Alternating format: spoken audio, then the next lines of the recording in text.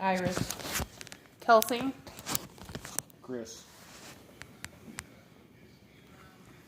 We've all had that feeling before. Your stomach is in knots. Your muscles are tense. You feel defeated. You feel unhappy.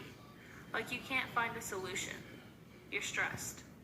The American Institute of Stress defines it as physical, mental, or emotional strain or tension.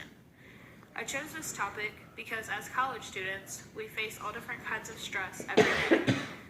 After reading articles on the topic, I would like to inform you of a few reasons for stress and a few tips to manage it. First, I'll talk about some reasons for stress related to our college experience. Although I'm sure everybody has their own reasons, I'm going to stick to 3 that will apply to us as students. First, the amount of schoolwork. College is very demanding, and with heavy workloads that we are expected to keep up with, it is easy to get overwhelmed with all of the assignments, quizzes, projects, papers, midterms, and exams. Stress can build up if you don't have a good strategy to tackle these assignments. Second, the pressure to do well. This comes from within, that inner drive, inner motivation pushing you to succeed. There have been direct correlations to stress and our grades. We all know this. Pressure to do well can also be external, which is your friends, your family, your coaches, your professors, everyone who wants you to succeed. Wanting to live up to these expectations can be stressful.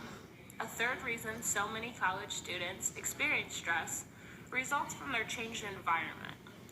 I know this affects some of us more than others, depending on where you're from and where you are now, but college itself is different from our familiar high schools. We've left behind some friends, you're trying to make new ones, you're trying to fit in, you're adjusting. It's stressful. Here's an analogy for you. Here's a glass of water, and most of you are probably thinking that I'm about to ask you if it's half empty or half full. You're wrong. How much do you think this glass weighs? It's only a couple of ounces, right? So if you hold this glass for a minute, you're good.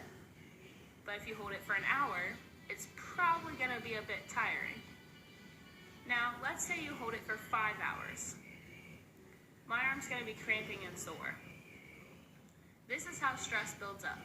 Procrastinating on schoolwork is like holding this water for hours. You're holding your books and papers until it's done. Okay, so let's recap. 3 main reasons for stress include schoolwork, pressure to succeed, and a change in environment. So let's talk about managing this stress. Plan. Plan out everything you can think of. Make a school schedule, write down your assignments and when they're due. Be prepared. Try to not only plan out certain times of the day for homework, but also for friends and family. Everyone needs some time to unwind and relax. Being prepared and managing your time will decrease your stress levels tremendously. And ensure that you also have time for enjoyable things too. You should also try to eat well and exercise. A healthy diet restores balance and reduces the effects of stress on the body.